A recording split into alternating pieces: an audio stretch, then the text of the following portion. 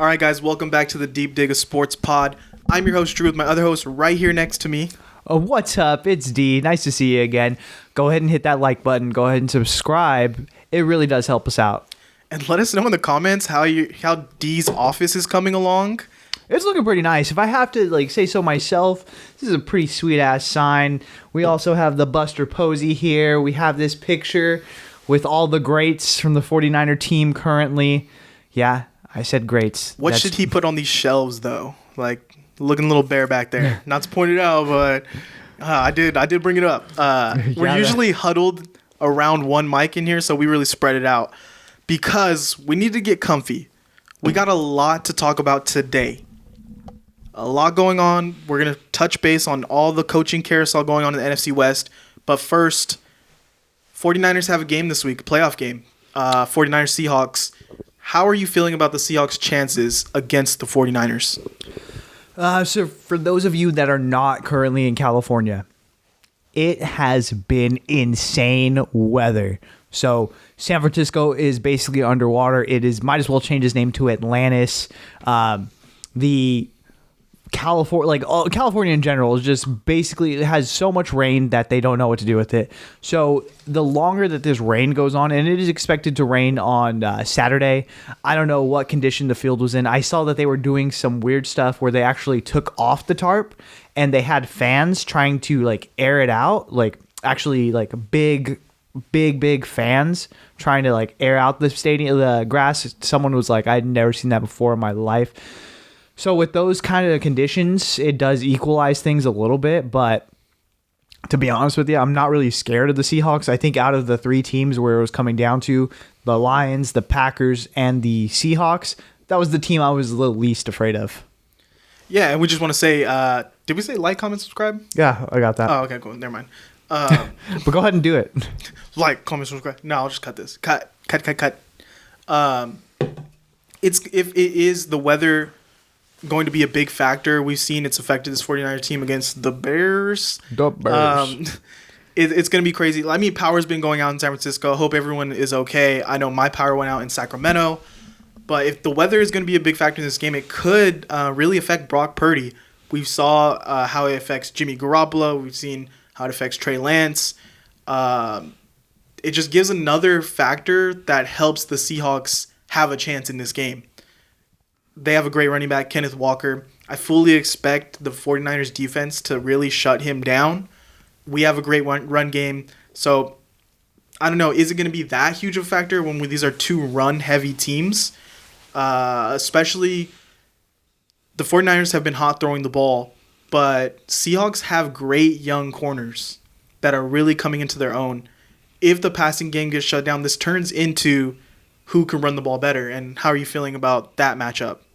Not only that, but I think what it does is it also neutralizes Nick Bosa because he's basically going to be underwater.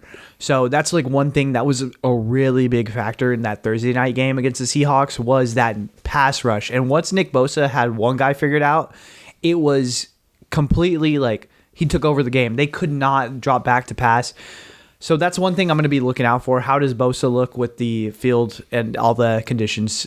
But yeah, as far as the run game, there are horses in the stable. Did you see Elijah Mitchell this past week? Flexing on him. He looked awesome. He hasn't played much this year, so he's raring to put his stamp on this season. Christian McCaffrey always looks good. Jordan Mason. If you just keep giving this guy the ball, he's going to keep making things happen. And even Deebo Samuel is back, so there's a lot that you could do. If let's say Brock Purdy can't throw it all, it's crazy. You have to specifically just run. There's a lot of guys who have a lot of talent on that team. It's interesting you bringing up Jordan Mason because my thoughts watching the end of this last game, it was hey, the 49ers are going to pound the ball with Elijah Mitchell and McCaffrey all day, and then we'll put in our backups, and you have to tackle Jordan Mason and Ty Davis-Price. It almost feels like it's not a let up. We're not letting up on you. We're just yeah, these guys are our backups. They're going to beat the shit out of you. Sorry, but it's what we got to do. Yeah, no, definitely. Those are two guys that run hard, and that they're trying to showcase anything to like Shanahan, please give me some more runs. Shanahan, please feed me the ball a little bit more. So they got something to improve equally. Yeah, and Debo's going to be fully healthy. Aaron Banks is going to be fully healthy. Defensive line should be healthy. So this is a game where essentially our team's going to be there completely. What worries me is if we do get into that passing game, Ufunga has had his struggles in the second half. Everyone's talking about it. Geno Smith broke Russell Wilson's record for most passing yards in a season as a Seahawk. How are we feeling about that matchup, Geno Smith versus our secondary? That's one thing that even John Jay brought up in our last show is the familiarity, the rule of three. Like, hey, it's really hard to sweep someone when you have 3 shots at them. And so that's the one thing I'd be a little bit concerned about is, okay, like they know what doesn't work.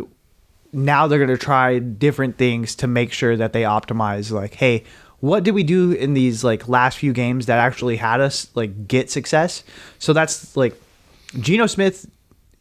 I mean, it's weird because it's a team on the back half of the season that you knew was coming down back to earth, but they still squeaked into the playoffs. So you have to respect that, but I'm not really too scared about it. And, well, on the side of the Seahawks, you could almost say these last 2 games for the 49ers kind of showed some chinks in the armor of how you should be playing against this team. Or was it more of the 49ers packing it in for playoffs? Like, hey, these games don't really matter. The Raiders suck. Cardinals suck. We're not going to put everything out there for these games. And if we win them, great. If we don't, like, who cares? Yeah, I think it was more of that. It was really hard. I think it was really hard to get up for that Raiders game.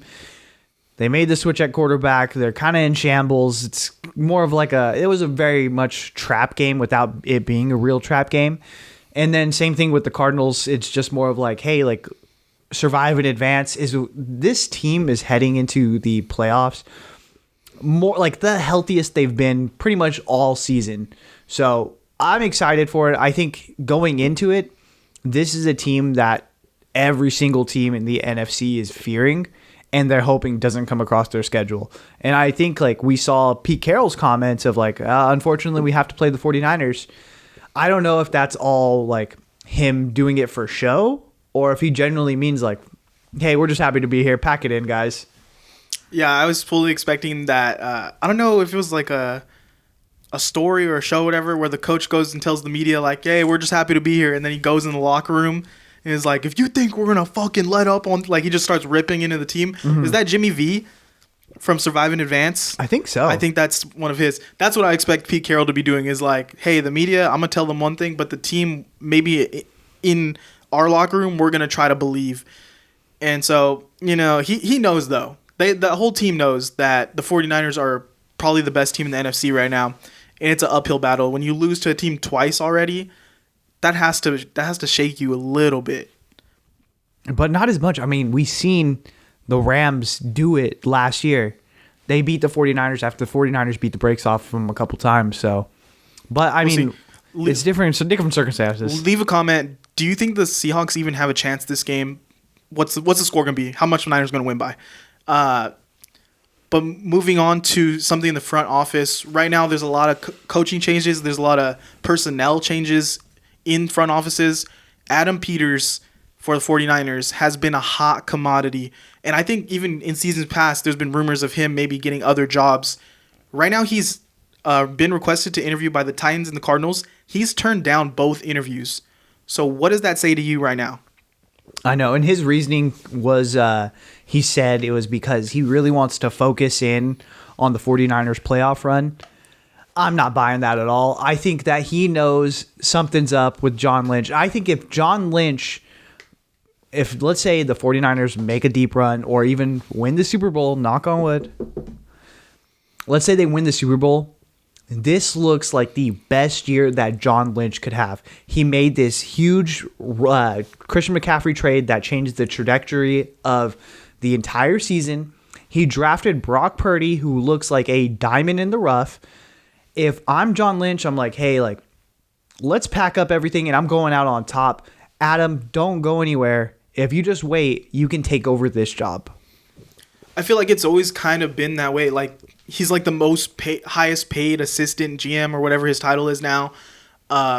they've wanted really bad to keep him around because I think he has kind of been the architect in this build, and John Lynch has been more the face, if that's fair to say. Adam Peters the brain, John Lynch the face and the motivation. Like, I'm not taking anything away from John Lynch. He does have, at the end of the day, have to make those calls, and he's put his job on the line for this McCaffrey trade, the Jimmy situation. Like, it's all panned out. But the 49ers organization knows what they have in Adam Peters, and they know that they want this guy in the building for years to come. So even if, say, the 49ers lose in playoffs this year and John Lynch doesn't retire, I think I would expect Adam Peters to be back for another year, even 2 years, kind of waiting in the wings. Because what more do you want out of a job? Like, he still is respected around the league at not being the guy in San Francisco. And he gets to stay with a world-class organization. He gets to put his input. He's fully respected within those buildings. And then, he knows John Lynch isn't in it for the long haul. There was, rumblings that John Lynch was going to retire last season. So, it's, we know he's the future. Oh, yeah, definitely. And, I mean, if it's between John Lynch and, Sean McVay as far as who's going to get the bag for Amazon Prime, we know that the first go-around, John Lynch was offered a lot of money. Imagine if they do win the Super Bowl and he looks like this amazing GM, how much they're going to offer him this time around. The bag is going to be crazy. So it's just one thing that's really interesting to see what ends up panning out after this long playoff run or hopefully Super Bowl title. But in a league where it is tough to find a job, do you think it's almost counterproductive for Adam Peters to wait? I'm either going to wait for that perfect job or I'm going to just stick around and hopefully I'll land this job in-house. When this league, you never know. 49ers could have a bad year next year and then no buzz on Adam Peters anymore. No, I think this is the best position for Adam Peters. If he were to jump at, let's say, the Cardinals job or even the Titans job, it's one of those things where now you are the guy. But it's almost like he's getting buried like a backup quarterback. You know how Mitch Trubisky, everyone wanted Mitch Trubisky after he was a backup quarterback for the Bills. But it's because he didn't play. He didn't have to showcase, okay, well, what can you really do as you're the guy? You know what I mean? But then he steps back into the role at the Steelers and everyone realizes, oh, yeah, Mitch Trubisky kind of sucks. Let's go ahead and not do this. Same thing with Adam Peters. He can be the, prize or the diamond in the rough, kind of hidden and if I get a shot at Adam Peters, that'd be awesome. But he doesn't have to be that guy. He doesn't have to make a bunch of choices. He doesn't have to go to, the Titans and try to figure out what they're going to do at quarterback. He doesn't have to go to the Cardinals and have to deal with Kyler Murray. He can just stay in a good position and keep winning football games. Yeah, I mean, hopefully we just keep him around and he continues to help us build. Speaking of another guy who's going to have options this offseason, Demeco Ryans getting interview requests from the Broncos. Broncos are basically throwing everything in the kitchen sink at head coaches right now. Who are you expecting to fill that position? And what do you make of the Broncos interview process right now? I mean, I kind of like it. It is one of those things where if they do have a guy that they really like, they can throw so much money at. This owner is playing in a different league. I think maybe him and not David. They're in a different league. So it's David Tepper and then Walton.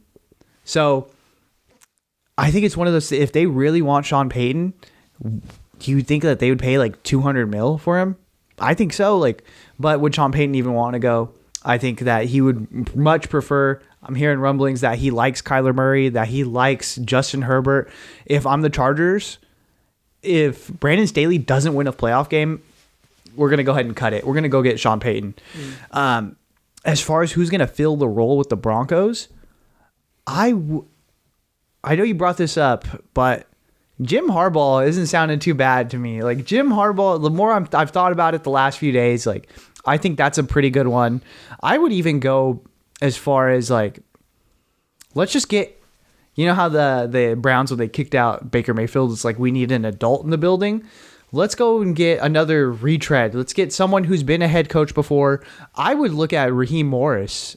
Again, like I get a guy who knows what it takes to be in the league, who's just an adult in the room. Let's get someone who can just weather this storm.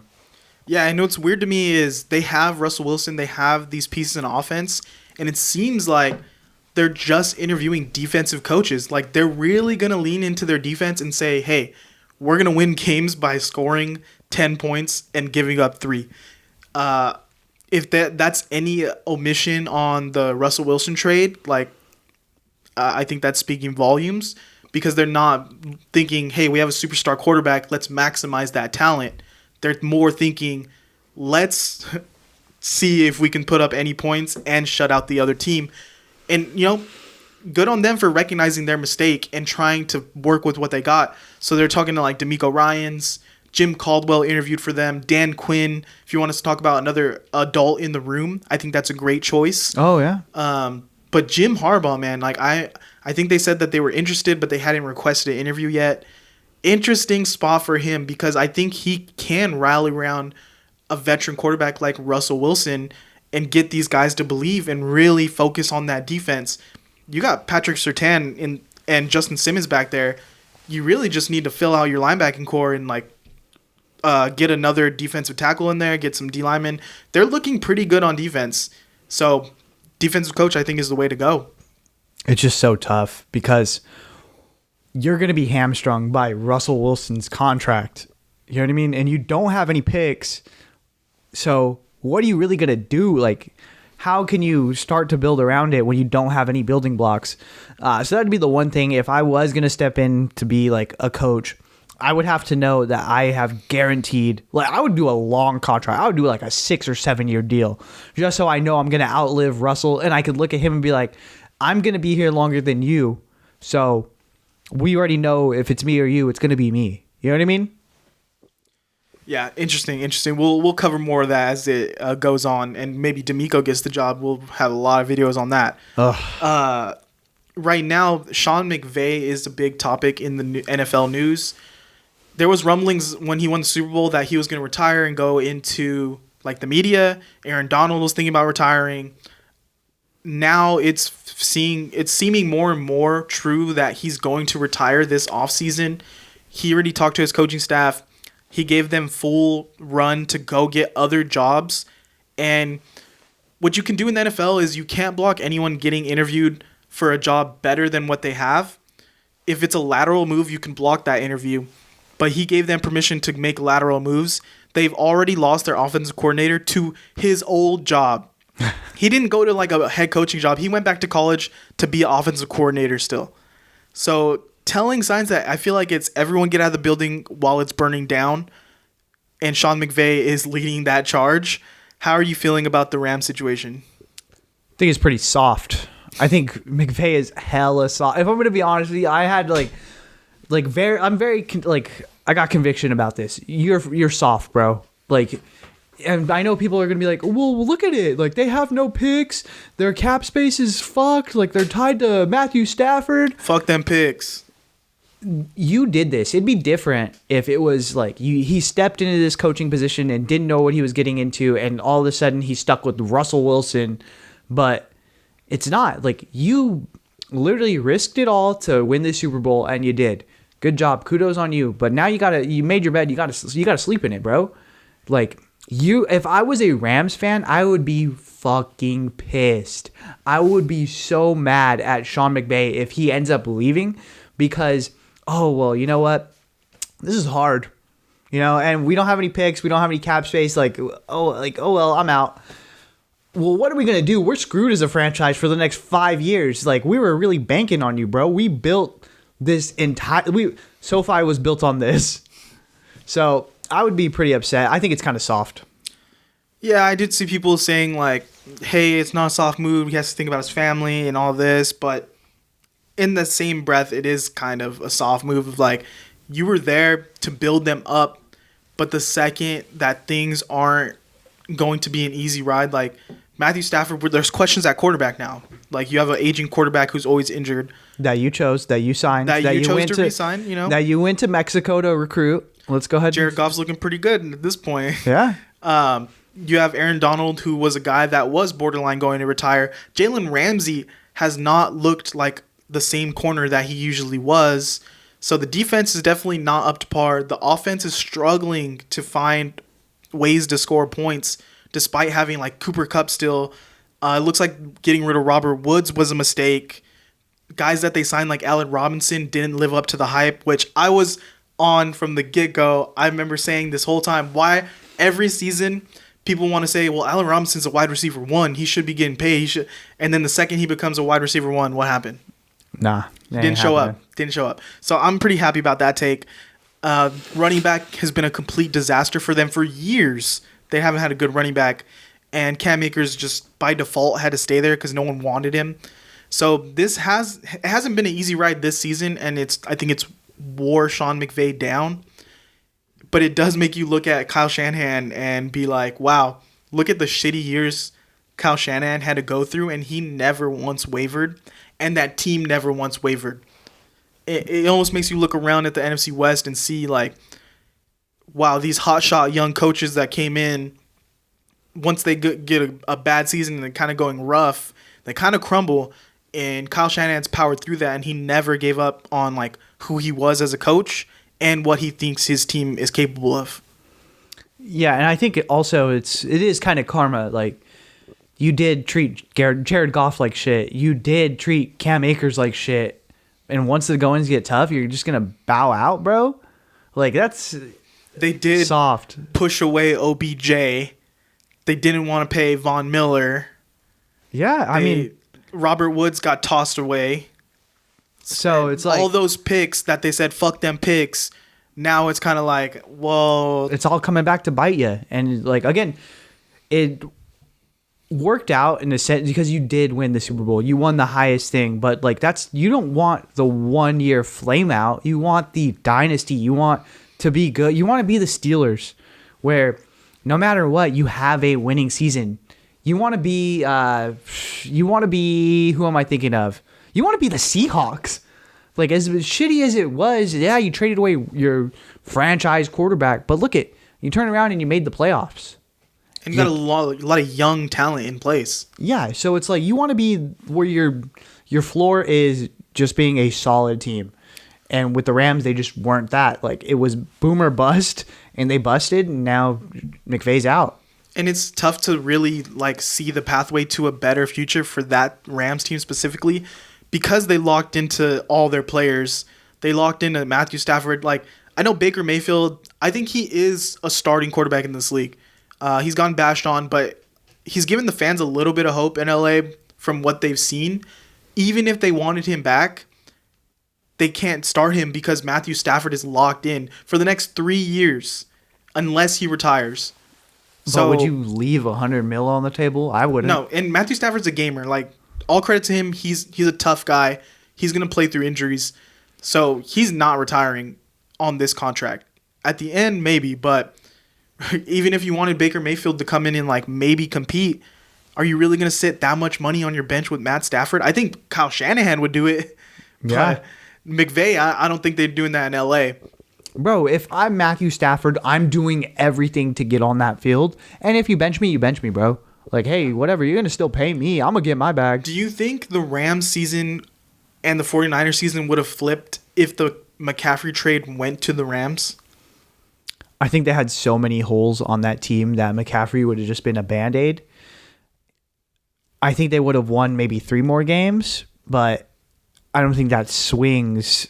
I think for if anything, it's addition by subtraction because the 49ers wouldn't be as good without Christian McCaffrey. They'd probably lose a couple more games.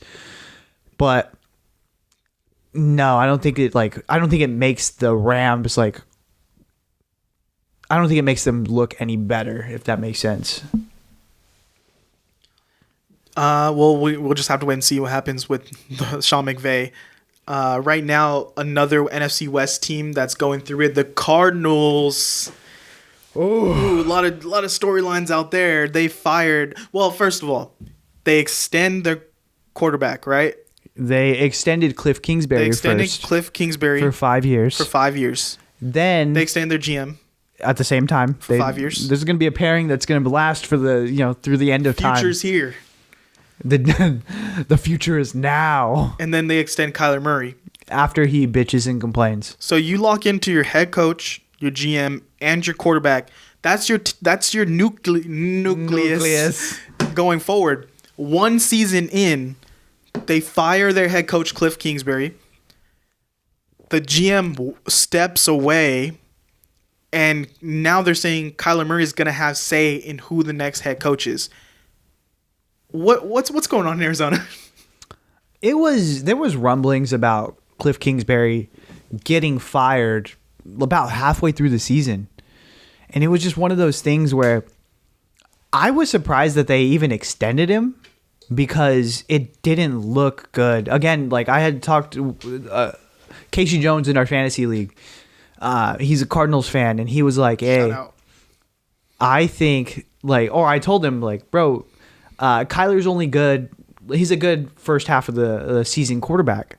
And he was like, what are you talking about? And we looked at it, and from where the Cardinals are, they only played the first half of the season, historically. This year, they didn't play any of them. They just sucked all around. And it was I knew once they didn't have a good first half of the season, there was not going to be a bounce back. That's not Kliff Kingsbury's, MO. His MO is we start fast, we end slow. And if we can start fast enough, maybe we can make the playoffs. But they just didn't get off to a start, and it just didn't happen. And it's been like that, not only in the pros, but in college as well. It was crazy that they extended him. It's one of those things where you get a young coach with hype, and everyone just believes in him because he's offensive minded, doing some different things. But when you look back, Kliff Kingsbury only had one good year in Arizona, and it was all these veterans. They're very old roster. And this year it started to fall apart because they're getting hurt. Kyler's an injury-prone quarterback. And then if you look back at college, he wasn't even a winning coach in college. No. It was literally just because the pairing of his air raid offense and Kyler Murray, which, when you look at quarterbacks in the draft, people were like, oh, don't look at their record. We're going to look at their intangibles and their skills. So I guess you could say that that's what they looked at Kliff Kingsbury and the Kyler matchup. And they were like, look, Kliff is good at this. We want Kyler to do this. It's a good match. But it just never worked out for them. And I think this season it showed that these two guys did not like each other. And Kyler Murray might be the wrong guy there. But he's your quarterback. You have a salary cap. You're going to roll with him now. And he has say on who the next head coach is. I know Sean Payton was saying that he's interested, or he's doing film study on them. So that's going to be really telling on what people think of Kyler Murray, if Sean Payton is interested or not. And it's so weird because you look at Kyler and it's just this, his story in the league is okay, is he the guy? Is he how many people went to his birthday party? Yeah. I want to know. But it's okay, well, does he want to play football, or does he want to play baseball?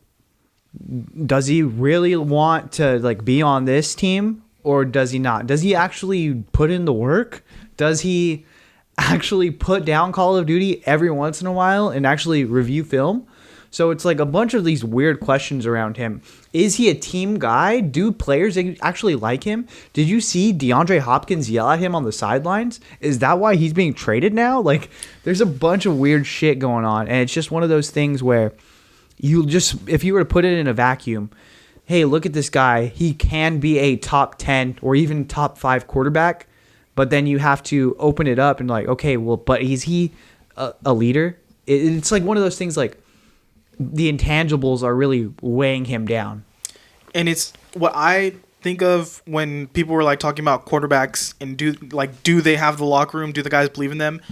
Who is coming to the aid of them to defend them to the media when people are shitting on them? Zach Wilson, no one said anything. Mike White, they're making t-shirts of Mike White, but they're not saying anything about Zach Wilson to the media. Russell Wilson, it didn't happen for a long time, but I think they had to realize this guy's going to be our quarterback for the next few years, and if you want a spot on this team, you got to support the guy. So then everyone's coming out of the woodwork, like singing his praises. Jimmy G, you got guys coming out saying how Jimmy G's having a good year before he was hurt. Brock Purdy, everyone's talking about Brock Purdy to the media. Who is coming to the defense of Kyler Murray when everyone's like saying how he's injury prone, second half of the season is not good, can he be a pocket quarterback, all these things. When you have guys like J.J. Watt and DeAndre Hopkins and A.J. Green, like really quality character guys in that locker room and no one's saying anything. The only one who is saying something is Hollywood Brown. But Hollywood Brown is his boy, and they go back. Yeah, they're two young guys, and Hollywood's had his issues. He got traded from a team because, he couldn't really get along with the guys. So, So, it's going to be interesting to see if Sean Payton does really believe in him. If so, hey, that might be scary. You know what I mean? But if not, who's going to take over and who are they going to bring with them? If it's going to be interesting if the GM gets hired first or the coach gets hired first. And who Kyler chooses to be his coach, because he hasn't been coachable. So now he needs to really embrace the next guy if he wants to be a franchise guy. And again, I mentioned it a little bit, but DeAndre Hopkins is actually looking to be traded this offseason. So what do you think? First, who do you think he goes to? Who needs a wide receiver? And do you think that was because Kliff was his guy? Do you think it's because he sees that there's going to be a rebuild in place? What do you think it is? I think this is going to be full-on rebuild. J.J. Watt don't want to be a part of that. He's retiring. DeAndre Hopkins doesn't want to be part of it. I'd fully expect A.J. Green to go somewhere else if he doesn't retire. I think he still has a little bit left in the tank. And Kyler's just there. Kyler's going to be the lone guy. And I think DeAndre Hopkins should have a lot of suitors. I don't think 49ers will be interested. I get kind of tired of anytime any big name comes up, every 49ers fan is he could play for the Niners next year. And guys, we got Brandon Ayuk, we got Deebo Samuel, we got a ton of young guys, and we're not gonna want to trade for DeAndre Hopkins. No. That's just, if we do, does he have a spot in this offense as a second or third wide receiver? I don't think we want to do that to Ayuk, really put them against each other. And so I just see that a lot, especially when running backs too. They'll be Tony Pollard next year, 49er. Oh my God. Josh Jacobs to the 49ers next year. I'm guys, we got Christian McCaffrey and Elijah Mitchell. Yeah. But as far as who can get D-Hops, Titans need a number one wide receiver. They'd be willing to give up a lot for someone, especially if they can figure out a quarterback in this draft. I actually would like to see the Vikings take a run at him with D-Hops on one side, Justin Jefferson on the other, and Adam Thielen has declined a little bit this season. He's still a great number 3 receiver, I think. They got a lot of young guys who can, take some time to develop. Or even the Bills. The Bills with Stephon Diggs. They got a lot of young guys who, haven't proven to be the guy. I think DeAndre Hopkins will fit perfectly in with them. What do you think? I think that'd be pretty cool. I think the team that needs to make a run at him the most is going to be the Chicago Bears. They have literally no one at wide receiver. Me and you could go line up and be wide receiver 3, bro. So it's just one of those things that's who needs it the most. Or if they are going to keep Lamar Jackson, you got to start building around. You need him to get weapons. And again, these are two teams that have already traded with each other before in the Hollywood Brown trade. Let's go ahead and let's make something happen here. What's your price for DeAndre Hopkins? Let me have that. We have this guy who's going to be our franchise quarterback. We need to get him something. And that fits perfectly into the offense. If you want to say hey, Lamar Jackson is not accurate. Okay, well, this receiver is one of those guys who has just crazy ability. You don't need to be super accurate. You just have to give him a chance. Both New York teams should be fighting for DeAndre Hopkins this offseason because they really can use his ability to catch anything. Giants desperately need a number 1 guy, and I think DeAndre Hopkins still can be that. The Jets, if you imagine Garrett Wilson and DeAndre Hopkins on that team, that's pretty nice weapons for Zach Wilson, who they still believe in ? He's done, bro. He's done. We'll get into that another tomorrow actually, but just to end this, Sean Payton is the hottest commodity right now outside of like a Demeco Ryans or current coaches. Let me see the teams that were rumored to be interested: the Texans, the Panthers, the Cardinals, the Chargers, the Broncos. Basically, everyone wants to get them some Sean Payton. Where do you think he's gonna go? Who do you think has the best chance to get him? And also remember this: the Saints want a first-round pick and then some for Sean Payton. Again, I don't think someone's gonna give up a first-round pick. Like the Panthers were not wavered when that news came out. It said, would you even want to go to the fucking Panthers? Like, if that's the only team willing to trade for you, then no. If I'm Sean Payton, I'm putting my foot down. Be like, bro, you're not gonna take one. You're not gonna make me give up my first-round pick to go to the spot that I want. Like, bro, that's not gonna happen. I'm putting my foot down. I'm being like, bro, I brought you guys a Super Bowl ring, so you give me the respect and just take a second or a third-round pick. Like, you're not going to take away commodities from me 2 times. Like, I'm not going to do it. So that's what I would do if I was Coach Payton. But the interesting ones are going to be the Chargers. Again, if Brandon Staley loses a playoff game, I would see no reason to keep him around and instead make a run at Sean Payton. He already lives in L.A. You know Justin Herbert is just like, if he's interested in Kyler Murray, imagine what he could do with Justin Herbert. So just from strictly like play, the Chargers are set up to win now. Their coaching has been ridiculous. So if you just get that fixed, they're a real contender in the AFC. The Broncos, they're going to have so much bankroll. I bet you it's going to be a very hard turn down. If they are serious, they interview Sean Payton and they actually want him, and there's like a little bit of like, oh, you know what, I could see myself here. They're going to just throw the checkbook at him, and it's going to be hard to resist. Someone who I think is going to become a contender in this after the first round, the Dallas Cowboys, Jerry Jones came out and said that Mike McCarthy's not going to get fired if they lose in the first round, but we already know Jerry Jones. If they lose, I think he's fully not expecting to lose in the first round, is his mindset and why he's saying that. But if they lose in the first round, how pissed Jerry Jones is going to be, and he's going to be acting irrationally. I think Mike McCarthy is going to be gone. You can go back to Sean Payton because he originally wanted to go to Dallas. Yeah. And I think Dallas would trade their first round pick for that. And what I would do if I'm Sean Payton, hey, I'm going over there. You're getting a first round pick. Trade me and trade Michael Thomas to go with me, because I think Michael Thomas is a guy that doesn't want to be in New Orleans anymore. They've clashed so much. He's a guy that's been injured for like I don't know how long, 3 seasons, but he's a Sean Payton guy. I would say, look, they're gonna give you first. They'll give you like Michael Gallup, but send me with Michael Thomas over there, and imagine him in that offense with CeeDee Lamb and Dak. I think that'd be a ballsy move by Sean Payton that I would love to, because I'm thinking who's coming with me, Yeah. Who's gonna be the people to come with Sean Payton? Michael Thomas top of that list for me. Okay, and I know something that was already in the works last year, and it could be on the table now if they just decide like, fuck it, let's just go ahead and go for it. We already had this in the works before. Let's just do it now. We know things aren't going really, super great in Tampa.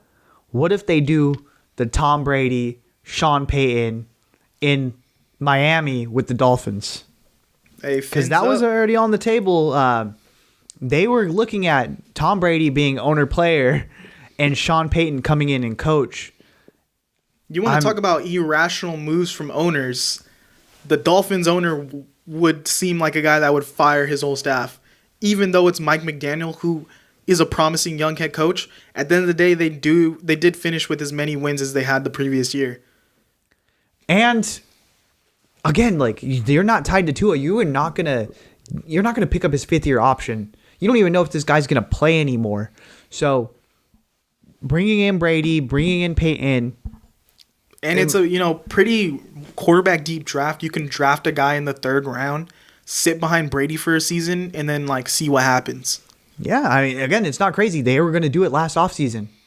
I Why think not run all it back? that's on the table. I think if Sean Payton had his choices right now, depending on how he feels about Kyler Murray, I think I'd put the Cardinals at 3, the Dolphins at 2, and the Chargers at 1, with my dark horse being the Cowboys.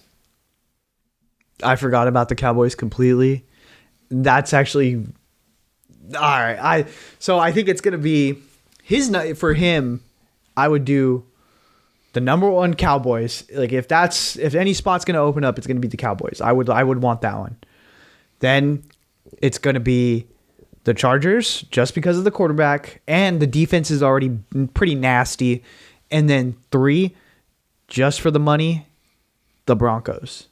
Do the Texans have any shot? No. No one even wants to go to the Texans. I think Demeco Ryans declined or said he's not interested in the job. No one wants to go to the Texans, bro. They just botched getting the first overall pick. Do you think? And they had 2 back-to-back one-and-dones.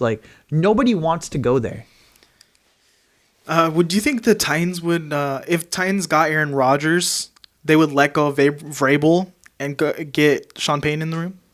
No, I think Aaron would actually respect Vrabel more and just bring over Nathaniel Hackett as the OC. True. Because they just fired their OC, I believe. There's going to be a lot of movement in the head coaching and the quarterback realm. So go ahead and comment who you think Sean Payton is going to choose, where you think Demeco Ryans is going to go. It's really a lot of things we can go on. And look out for our other video. We're going to be talking about all the quarterback carousel in our next video. So, all right. Take it easy, y'all. Like, comment, subscribe. See ya.